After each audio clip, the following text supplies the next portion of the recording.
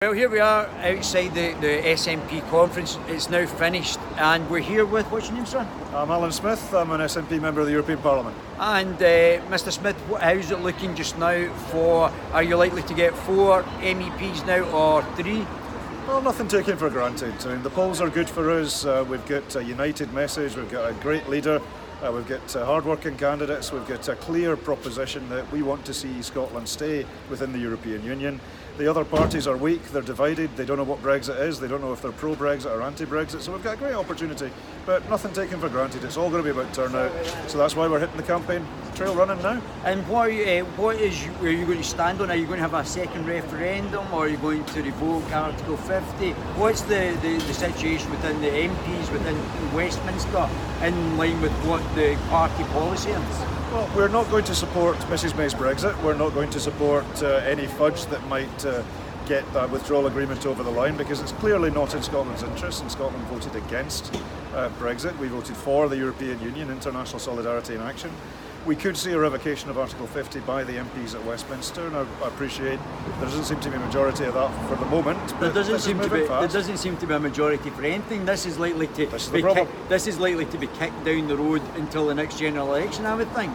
Well, we'll see. Anything's possible. I mean, this is a UK government that said we were going to leave categorically on the 29th of March. We didn't. Then the 12th of April, we didn't. Mrs May said there wasn't going to be a Westminster election. There was. She said there wasn't going to be a European election, and there's going to be. So it's all to play for, and our job's to keep doing what we're doing, which is to fight for Scotland. How long have you been in the European Parliament for? For 15 years now. Look at what it's done to me. Well, can I ask you a question? Because I think it's very interesting for our viewers as well. Can you just explain the process of bringing forward legislation in the Parliament? Is it the MEPs that bring the legislation forward, or is it the commissioners? How does the actual process work within the actual Parliament for people from an international audience? Yeah, sure. It's similar to any other parliament anywhere, but we need to reflect the fact that we are not a national parliament, we're a supranational parliament where 28 member states and several more countries are represented. So there's informal discussions where the MPs might call for something. We can do that by declarations, we can do that by joint letters, meetings, seminars, that sort of thing. It's the European Commission that actually works up a legislative proposal. So you can't do a backbenchers private members bill as you could at Westminster, or a members bill at Holyrood. And that works pretty well in that it means that there's only one place where the legislation can come from, but they don't propose legislation that they don't think there's an appetite for. So there's an informal process to work out where we need to go, and the member states obviously have a clear role in that as well. And what I want to see in the next Parliament as we're going forward is a much greater focus on climate change, and Scotland has a huge contribution to make to that discussion, and we can lead by our example. So I want to see tougher legislation now. How does the commissioners? I know you just said that the actual MEPs have got a slight say in it. But how do the commissioners formulate the legislation? Who actually? I mean, obviously they talk amongst the 28 commissioners, but how does it actually get formulated from that point of view? It's a three-way process. So the European Commission will come up with its work programme for the next 5 years in terms of these are the things we want to achieve over this 5-year period. The member states will make their views known about that, and the MEPs.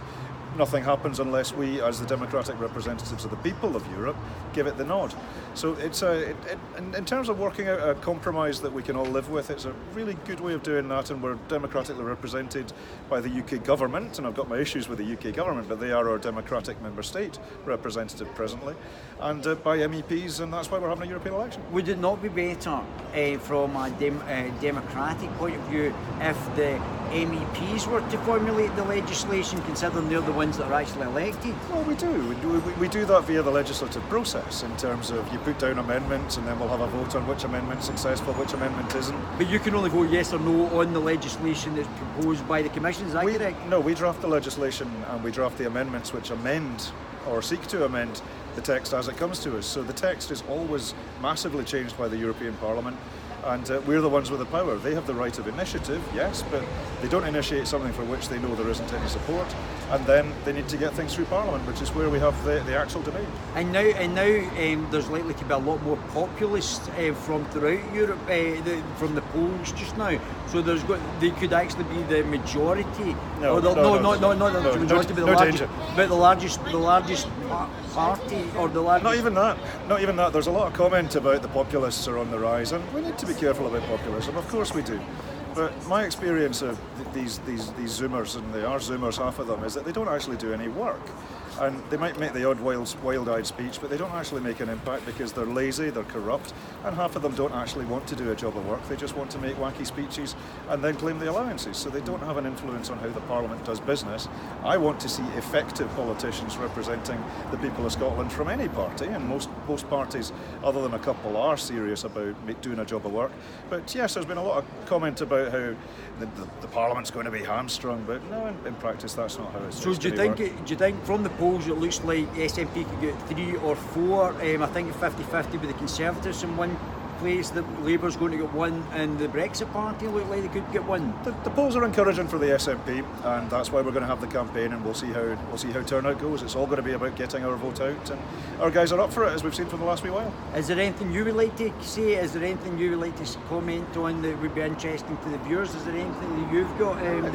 Make sure you're registered to vote. Make sure that you tell EU nationals who you know, and of course we're all EU nationals, but EU nationals from other places, that they also have a vote within the Scottish elections, so make sure that they're registered. All of these details are available online, because there's a lot to play for, and I think this election can change the weather on Brexit.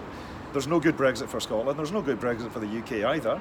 I can only do so much about politics down south, but I can do something about politics in Scotland, and so can you. You've had some interesting speeches between you and Nigel Farage, haven't you? You've had a few clashes in the Parliament with you and Nigel.